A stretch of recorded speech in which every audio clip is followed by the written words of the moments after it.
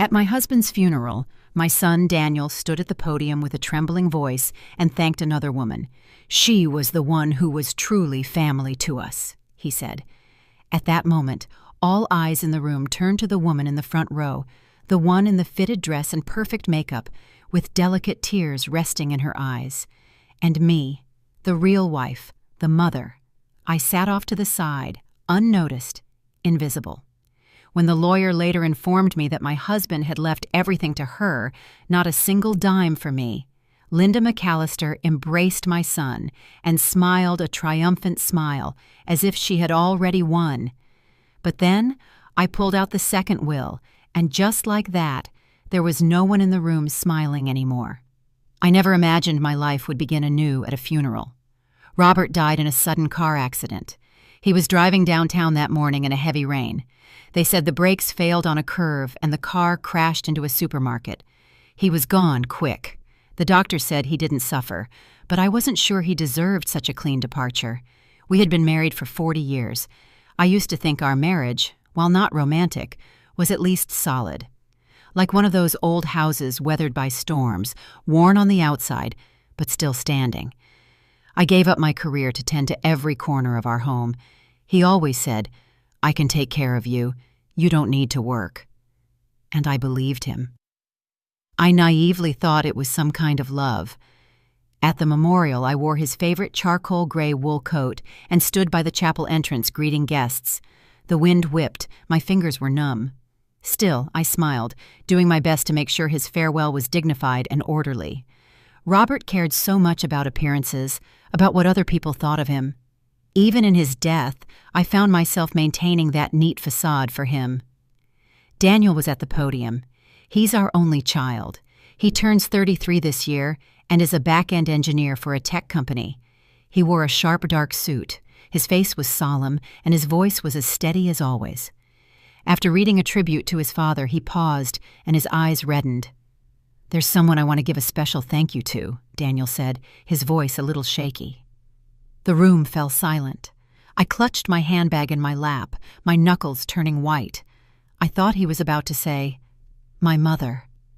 In that moment, I could almost hear it forming in his throat, that long-awaited acknowledgement. 40 years of companionship, dedication to the home, nights spent at the hospital, all the quiet sacrifices. I truly believed he had finally seen me. But what came next sliced through me like a dull blade, stripping that hope away inch by inch. Someone who supported my father through the toughest time of his life, Ms. Linda McAllister. A soft murmur went down the aisle. From the front row, a woman stood up and dabbed her eyes, nodding politely. She wore a deep emerald green wool coat, black heels, flawless makeup, and perfectly coiffed hair. As she sat down, those around her turned to look, curious and surprised. I felt sound explode in my ears like a detonated silence. Linda McAllister. I knew the name. She was Robert's administrative assistant at the firm. He later promoted her to a consulting partner, even briefly including her on the board. When I'd ask about her, he'd always downplay it. "She's competent. Don't be paranoid." I remembered that year's company party. She brought me wine, smiling sweetly, moving with the ease of a woman who fit in. I dismissed her at the time as just another sycophantic employee. Looking back now, how ironic. From across the room, someone whispered, "She's sitting so close, like she's family." And my son had just thanked that woman at his father's funeral. I felt like the chair had dropped from under me. My ears were ringing, and the world vibrated faintly. People came up to shake my hand, murmuring the usual. "He was a good man. We'll miss him." I nodded automatically, like a machine repeating pre-programmed responses. I had planned to hold on until the end, to maintain appearances. But then I heard Daniel whisper to Linda, "You're the one who's truly family." I nearly dropped the teacup in my hand. In that moment, I realized this funeral wasn't for Robert. It was for a hidden world I didn't know existed, and I was just a stranger, a discarded observer. That night, back home, I sat in the empty living room. As I took off the coat, I saw that the satin ribbon was wrinkled, as if the last vestige of my marriage's dignity had been accidentally snapped. I sat at the dining room table and stared at the row of empty chairs. Robert's seat was still in its place. I hadn't moved it. For decades, he'd always sat there, hand on the armrest, waiting for me to bring him his soup. Now it was just alone, and the armrest had gone cold. There were still bottles of his favorite beer in the fridge. I never liked the brand, it was too bitter, but he'd buy a six-pack every week, just for him. Turns out, habit is the cruelest prison. I didn't sleep that night. I pulled out some old photo albums. In the photos, we were still young. There was light in his eyes. I smiled easily back then. I even found an old employee ID from when I was a financial consultant at his firm. Short hair, self-assured, always seated second from the right at every board meeting. Then he told me, "You should quit. I'll take care of everything." And I, foolishly, listened. I closed the album and poured myself a glass of water. The kitchen clock ticked. I realized all the pride, all the patience I had once poured into keeping our marriage intact had been buried the moment he died. What I didn't know, however, was that beneath all this was a deeper betrayal. The next morning, every word I heard in the lawyer's office felt like a line from a life script I was never invited to read. The air smelled faintly of ink and old wood cabinets. A faded print of the Constitution hung crooked on the wall, and sunlight filtered through the blinds, slicing the floor into narrow strips of light. It was the law firm Robert had designated before his death. The lead lawyer was a man in his 50s with a slow, heavy voice. Every syllable was drawn out as if to underscore something unsaid. "Pursuant to the will signed by Mr. Robert De Smith 3 years ago," he began with mechanical calm, "the majority of his assets, including the main residence in Summerball, the vacation property in Nantucket, and the remaining balance of his personal accounts, shall be inherited by Ms. Linda McAllister." I wasn't just stunned. I felt like I'd been pushed off the main stage of my own life, left standing behind the curtain in a dead spotlight, unsure if I had ever truly played the part I thought was mine. I turned to look at Daniel. He sat ramrod straight, his gaze fixed forward, as if he were listening to a quarterly financial report. His fingers were perfectly interlocked. Not a hint of surprise, not a shift in his expression, as if he had known all along. When the reading was over, I stood up and walked over to him.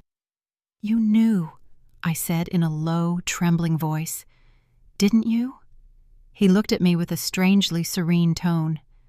"Dad had his reasons." "His reasons," I whispered, the words choked in my throat. What did 40 years of marriage mean to him? Daniel was silent for a moment, then said, "He worked hard his whole life. Linda was there for him. She understood him." He lowered his voice almost apologetically. "You didn't." In that moment, I saw it clearly. Not only had I lost my husband, I was losing my son.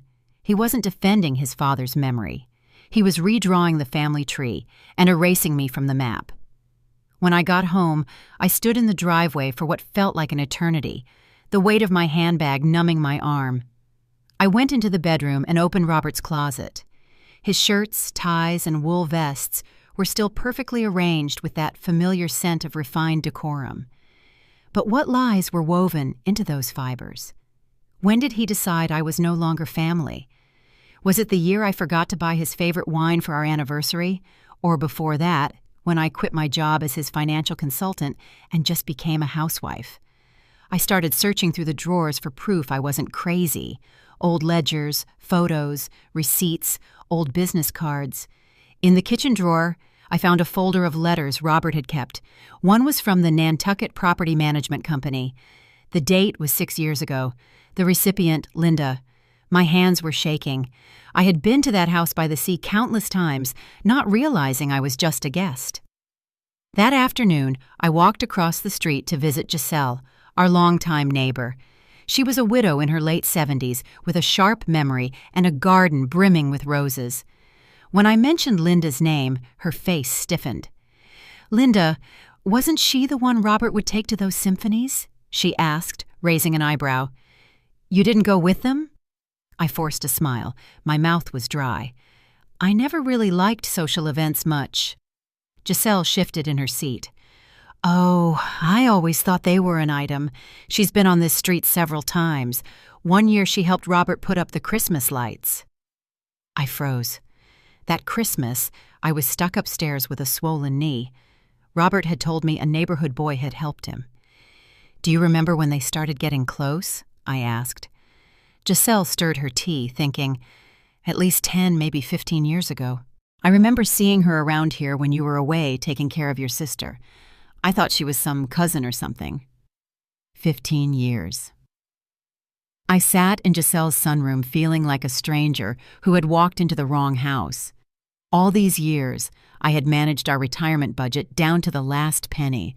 I had chosen his bathrobes, scheduled his physicals, and even dipped into my parents' last savings to rescue his company during a cash crisis. And he had been building golden bricks for another woman's future out of my sight, out of my reach. Returning home, I finally found an old cardboard box in the basement filled with photos.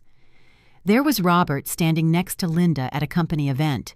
His hand rested gently on her arm, smiling a radiant smile like never before. He looked relaxed, younger, happier than he ever looked beside me.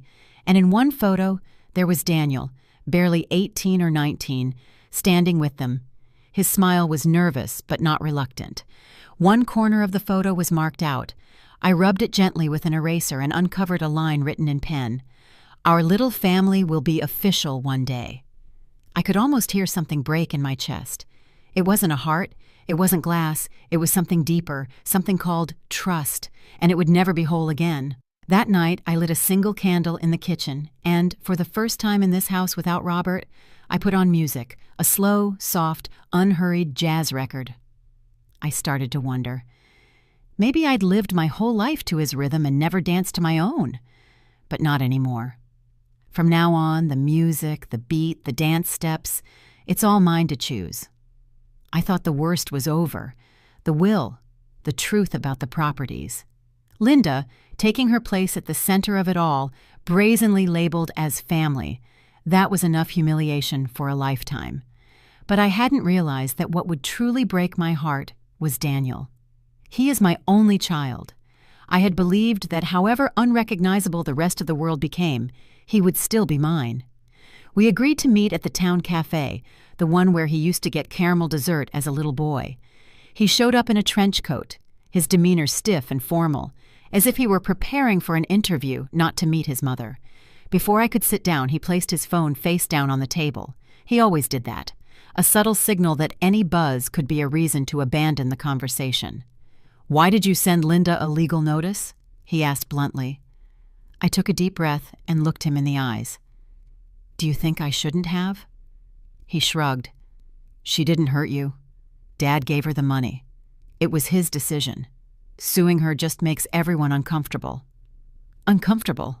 I said, my voice cracking with disbelief. "Daniel, your father deceived me for decades. I gave up my career for this family, my friends for you. I even sold my mother's emerald ring just to pay your college tuition. Do you know what that ring meant to me?" Daniel frowned, exhaling with visible irritation. "You always bring it up, like I owe you something." That hit me like a dull blow to the chest. It wasn't anger, not even an argument, just distance, a cold and definitive distance. "Dad told me," Daniel said after a pause, his voice dropping, "that the happiest years of his life were with Linda. She understood him. She respected him. She didn't always question and criticize him like you did." "I questioned him because he stopped respecting me," I said, gritting my teeth. "I criticized him because he was wrong." Daniel shook his head as if he were listening to a meaningless sermon. "You're too traditional, Mom. You've always believed that making sacrifices is a virtue, but Dad didn't need that kind of love." That's when I understood. It wasn't a sudden revelation for him. He had been thinking this way for a long time. He just hadn't said it until now. I looked at him for a moment. All I could see was the boy he used to be. The boy who breathed raggedly during asthma attacks while I sat by his bed all night. the teenager who was bullied in school, whose dignity I defended as if it were my own, the 17-year-old whose heart was broken for the first time, and who curled up next to me on the backyard bench in silence until the stars came out. Did he remember any of that? I reached into my purse and pulled out an old, faded photograph. "That summer when you were 2, we went to the beach," I said, sliding the photo across the table. "Your father backed out at the last minute for work, so it was just the 2 of us." In the photo, he's wearing bright red swim trunks and standing on wet sand with a trail of tiny, wobbly footprints behind him. "You were terrified of the waves. You'd hold onto my neck and just scream, 'Mommy, Mommy!' You didn't know much about the world back then, but you knew where safety was." Daniel looked down and said nothing. "I know you idolize your father," I continued. "He was always elegantly turned out, never raised his voice, always said the right thing. But did you ever think that maybe I set the foundation for that elegant man to exist?" He looked up. There were no tears, no remorse, just a flicker of hesitation. "Dad did what made him happy," Linda said. "She made him feel needed. You were just too strong." Too strong. That was what I was. I thought about those nights spent balancing overdue accounts, the afternoons I cooked with a fever, the years I held back tears at Robert's cold silences and kept smiling anyway. That's what he meant by too strong. I put the photo back in my wallet and stood up. My voice sounded calm, but it had a deep firmness. "You're right. I was too strong, and starting today, I'll save that strength for myself." Whatever he said after that, I didn't hear it. I walked out the cafe door into the parking lot. It had started to rain. The drops hit the windshield with a slow, relentless rhythm, an orchestra made entirely of silence. I slid into the driver's seat and wrapped my hands around the steering wheel, pausing for a long moment. I didn't cry. I didn't fall apart. I just sat there, realizing that what I had lost wasn't just a husband. I had lost my marriage, my family, even my son. But in that same breath, I understood something else. I could no longer wait for someone else to tell me who I was. It was time to live for myself. At first, I thought Linda was just a late-life accident in Robert's story, a calculated opportunist, a woman who slipped in through the cracks. But now I see things clearly. She was never an accident. She had planned everything. On a rainy afternoon, I sat at the kitchen table with a mug of cold coffee in my hands, looking at her public Facebook profile. Her profile picture showed her on the beach, smiling softly, the background edited with a tasteful blur, as if she didn't want anyone to see what was truly behind her. Her bio said, "Consultant in the architecture sector, lover of classical music and community service, grateful for life's tender company." I clicked on her photo albums. The first image, Robert was seated in a wicker chair holding a slice of lemon pie she had apparently made for him. The text said, "His smile is my favorite reward." The date stamp said it was 6 years ago, the same year I was bedridden with arthritis. Robert had told me then that work was overwhelming and he would be traveling a lot. I believed him. I thought he was simply evading the burden of caring for someone, but now I knew. He wasn't escaping me. He was living somewhere else without me. I scrolled down and found more images both familiar and strange at once. There was Robert standing in Linda's living room in the wool jacket I had given him. There he was, helping her plant flowers and arrange bonsais in her garden.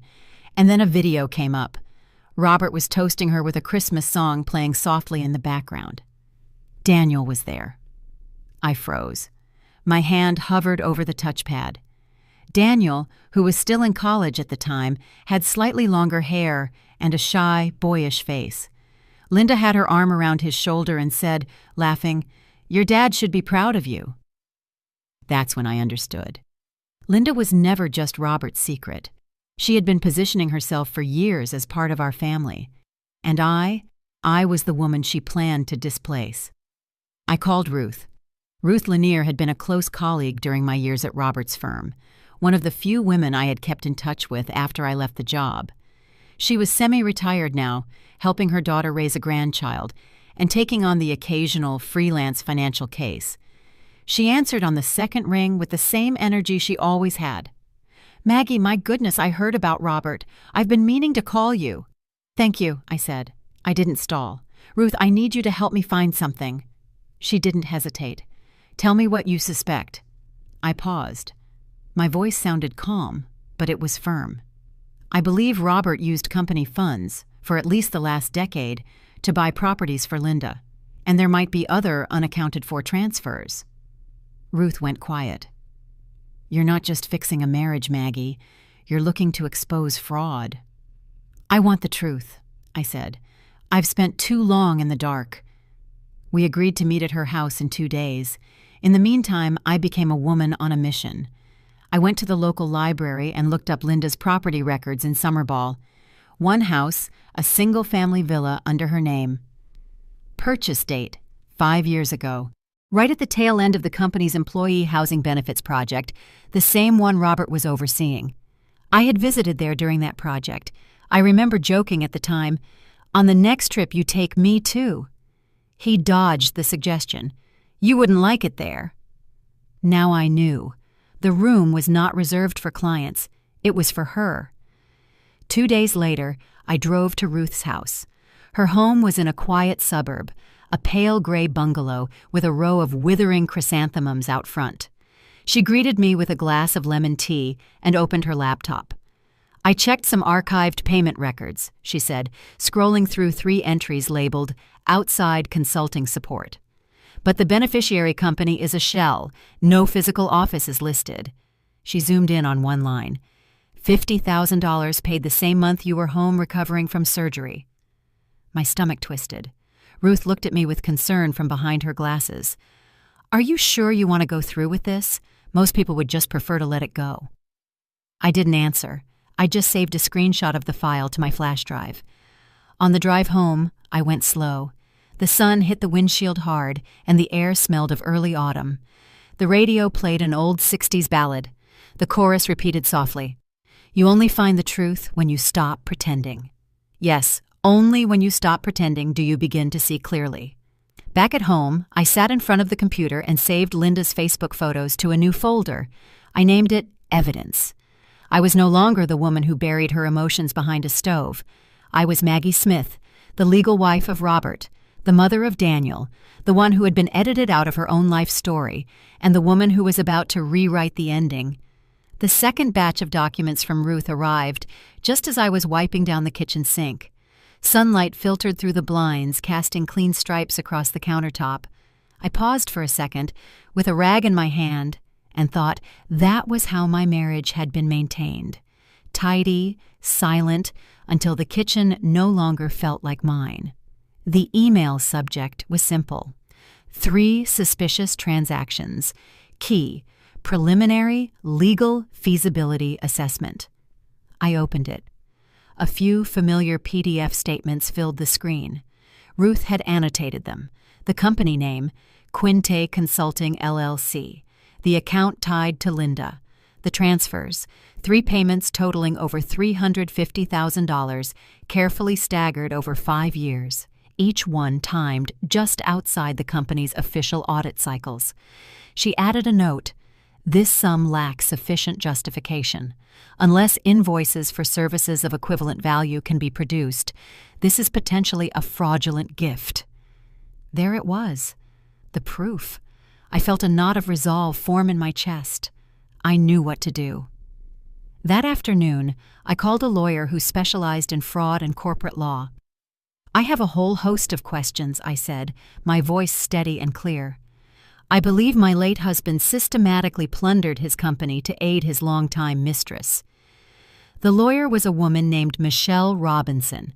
She was in her mid-50s, and her voice on the phone was warm and no-nonsense. She listened calmly as I talked. "You need to send me everything you have," she said. "Every document, every email, every photo." I hung up and started copying the files. When I was finished, I had over 50 documents. I printed everything out, arranged it neatly in a folder, and took it to her downtown law office. Her firm was in a glass skyscraper, and I took in the view of the Chicago skyline as I waited. When she walked in, she had a kind, professional smile. She had a sharp haircut that framed her chin and wore a perfectly fitted suit. She took the folder, flipped through it, and nodded. "We will go through this," she said. "I'll be in touch." "Thank you," I said, looking at her. "She betrayed me, and my son helped her. I want her to pay back every last cent." Michelle pushed her glasses higher on her nose. "We will do our best." The next few months were a whirlwind of appointments, emails, and legal proceedings. We filed a lawsuit against Linda McAllister, and the case made waves. Robert's former firm, his lawyer, and even his estate became entangled in the case. Then there was Daniel. He took Linda's side. He was outraged. "You're destroying his memory," he said to me on the phone. "Daniel, your memory of your father is a fairy tale," I said. "He was a con man who used money to betray me, his wife, and his son's mother. That's the truth." He hung up. I waited for him to call back. But he didn't. It hurt, but I did it anyway. I had to. The case went to court. Linda and her lawyer tried to paint it as a misunderstanding. They claimed the funds were legitimate payments for consulting services. They produced fake invoices that Robert had given her. But we had Ruth's evidence, and we had Robert's Facebook photos. I took the stand and told what happened. I talked about the 40 years of our marriage, about the sacrifices I made for him and Daniel, and about the pain I felt when I learned the truth. The judge, a black woman in her mid-60s, looked at me with understanding. I think she understood what goes on in the hearts of women like me. In the end, the judge ruled in our favor. She ordered Linda to pay back everything Robert had given her, including interest. The total sum was over $1 million. Linda had to sell the properties she had bought with the stolen money. She was broke. She lost her job and her reputation. I never saw her again. As for Daniel, he didn't speak to me for years. Then, when my father died, he called me. We met at the funeral and embraced. We began seeing each other again. I told him the whole story, and he started to understand. It took years, but we mended our relationship. He apologized to me. He said he was only defending an illusion the whole time. I hugged him and told him that I had believed in him the whole time. And in that moment, there were tears in many eyes. Daniel walked over and hugged me softly. "Mom," he said, smiling, "when did you get so good at giving speeches?" I smiled back. "I always was. You just weren't listening." We both laughed. Everyone laughed. Before the party was over, I took a short walk in the garden. I stopped in front of the crabapple tree I had planted 20 years ago. "Last year this thing almost died," I said. "I almost cut it down, but this spring it bloomed earlier than ever and it's still blooming." The women chuckled. I added, "Even she knew what is still alive should not be given up on." That night, when everyone had left, I folded up the chairs and put them away in the shed. The porch wind chime tinkled softly in the breeze. I turned to watch the sunset. It rested above the old maple tree at the end of the street, as if to say, "Who are you, really?" I took off my heels, walked barefoot into the house, hung up the dress, and went to bed. I knew who I was. I was a survivor, a fighter, and the truth had set me free.